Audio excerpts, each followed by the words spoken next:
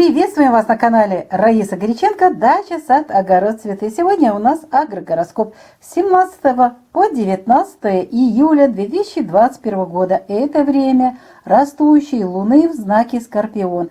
Это уже вторая фаза. Очень активно идут энергии растущей луны. И время, как всегда, московское. Легко определить благодаря этому времени время своего региона. Итак, 17-го начинается вот этот период Скорпиона с 21 часа 39 минут вечера. До этого время был знак Весы. Поэтому вечером уже что остается? День становится все короче. Можно вечером использовать для поливов и для подкормок, так как Весы не подходили для этих агроприемов. Ну, естественно, вечером, напоминаю, в Весах можно было днем делать заготовки, вечером уже заготовки не делаем.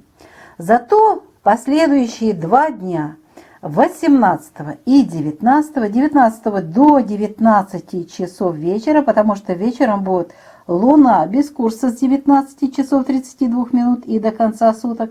Поэтому продуктивное время 19 у нас с 0 часов до 19 часов.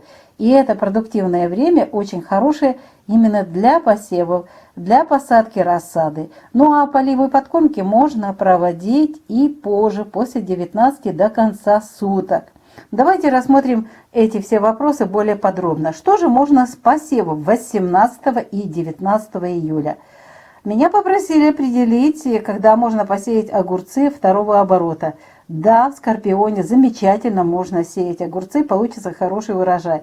Кстати, меня попросили также с теплых стран рассказать, можно ли в это время сеять семена перца, томата, баклажанов. Да, высевайте все, что у нас вершки. То есть то, что дает плоды сверху над землей, высевайте на рассаду. И это можно делать и 18, и 19. Очень важный вопрос. Сейчас закладывается фундамент урожая пекинской капусты. Поэтому можно сеять в это время семена пекинской капусты на рассаду. Очень хорошее время. Капуста получится замечательной. Далее, цветы, многолетники, двулетники. Если вы хотите посеять их, сейте в это время и 18 и 19 на рассаду. Очень хорошее время. И замечательный период для пополнения запасов зеленушки. Сеем семена петрушки, укропа, салатов, других зеленых культур. Как мы это делаем, у нас есть видео, посмотрите. Замачивайте перекиси водорода семена и накрывайте агроволокном посев там, где вы посеяли эти грядочки. Очень хорошо получаются всходы, растут замечательно растения. Так что с посевами практически то, что растет сверху и дает плоды сверху, сейте. Сидираты можно посеять, если есть для этого уже пустые грядки, то есть собранный урожай можно сеять. Единственное, что прошу, сейте зерновые, потому что крестоцветные очень много разводят сейчас вредителей. Итак, с посевами на 18-19 мы разобрались. Практически можем все сеять.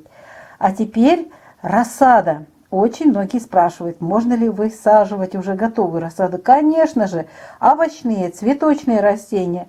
Все, что у вас в рассаде, высаживайте смело. Очень хорошо и 18 и 19 корневая система хорошо сформируется, и растения будут вас радовать или цветами, или же плодами.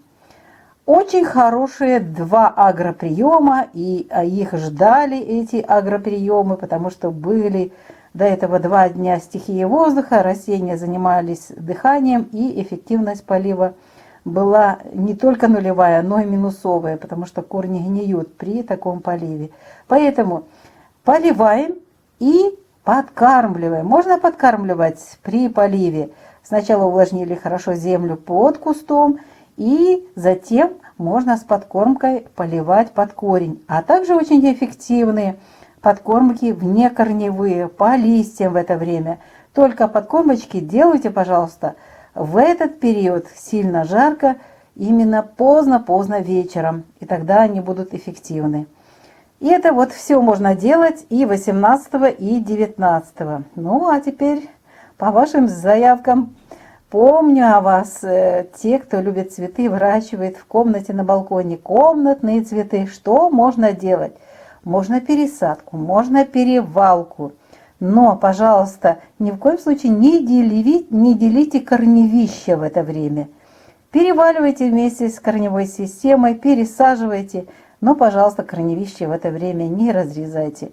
Вы можете заразить в это время, вот ранки очень опасно в это время делать, поэтому вот эти работы сделайте, поливайте, подкармливайте и защищайте свои растения от вредителей и болезней. Это очень важно сейчас. Ну а как защищать в это время, естественно, нужно следить за температурой воздуха. Чуть-чуть позже мы более подробно об этом скажем. Что сделать в саду можно? А в саду поливы, подкормки, садовые растения просто-напросто задыхаются от этой жары, ждут воду, ждут подкормочки. И в саду, кстати, впрочем, и везде и всюду подкормки наполовину. Уменьшайте при этой жаре подкормочки. Растения не в состоянии все это переработать. Также в саду нужно проводить защиту от вредителей и болезней.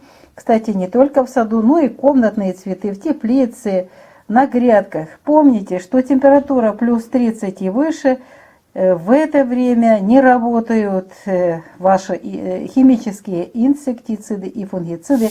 Очень быстро распадается формула и эффекта нет. Зато это все уже в виде распада различных формул, полуформул, очень вредит потом нашему здоровью. Оно остается на растении, а еще очень плохо для земли, для почвы. Все это остается, никуда не девается. Поэтому используем настои цветов, настои чеснока, настои трав.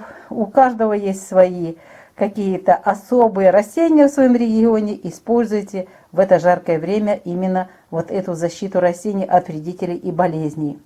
Зеленые операции нельзя. Опасно 18 и 19 и вечером 17. Ни в коем случае. В это время очень много находится в каждой клеточке воды. Это вообще знак стихии воды. И просто идет быстрое загнивание растений и водянистость такая плодов. И поэтому ни в коем случае не срезайте, потому что можете занести инфекцию и растение может погибнуть. Поэтому зеленые операции не проводим вечером 17, 18 и 19 июля. Следующий важный агроприем – это сбор урожая на хранение. Если вы решили просто сделать салат, просто свежие плоды, ягоды съесть, собирайте урожай ровно столько, сколько съедите. Но если же вы хотите заготовки делать, то перенесите на другое время. Нельзя. Очень водянистые плоды. При закрытии консервация, сушка, заморозка в это время получается некачественная. Поэтому чуть-чуть перенесите время, тем более до этого времени уже была возможность. А уже 20-го в Стрельце, пожалуйста, закрывайте их на хранение, консервируйте, сушите. Будет очень хороший период. И вот это нельзя делать 17 вечером, 18 и 19 до конца суток. Переработка заготовки на зиму. Оно связано как раз со сбором урожая. Если у вас есть очень много какого-то продукта, который созрел и срочно нужно собрать, собирайте, делитесь с друзьями, родственниками, но на переработку оставьте, если есть возможность, на 20 июля, и в знаке Стрелец замечательная подготовка будет всех этих продуктов, переработка, очень красивый цвет, вкус, и мало будет влаги, воды в плодах и ягодах, и очень вкусно, хорошо получится, и будет храниться. Самое главное, будет хорошо храниться.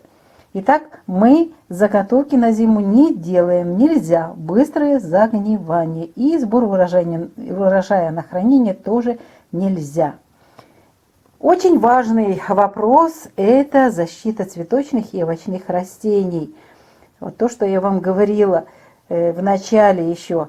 Нельзя ни в коем случае использовать химические препараты. Температура выше плюс 30, используем настои или биопрепараты. Но даже настои различные используем как можно позже, при высоких температурах просто-напросто растение и так угнетено за целый день при такой жаре, и еще даже настои это воздействует агрессивно на растения. Так что берегите их, пожалуйста. Если же температура, уже есть сообщение, что температура упала в некоторых регионах, ну тогда можно при меньшей температуре, ниже 30 градусов, можно использовать другие препараты. Но в открытом грунте, в теплице я все-таки советую и рекомендую заниматься выращиванием экологически чистой продукции и здесь использовать биопрепараты или настои трав. Еще момент такой, меня спрашивают, можно ли собирать семена в скорпионе. Даже спор был. Нет. Вы можете собрать. Практически можно собирать в любой знак. Только результат какой вы получите. Вот это важно. Это время, когда очень много воды находится в семенах. Естественно, и вы собираете какие-то помидоры, те же огурцы, и если вы собираете эти плоды, у них много воды в это время.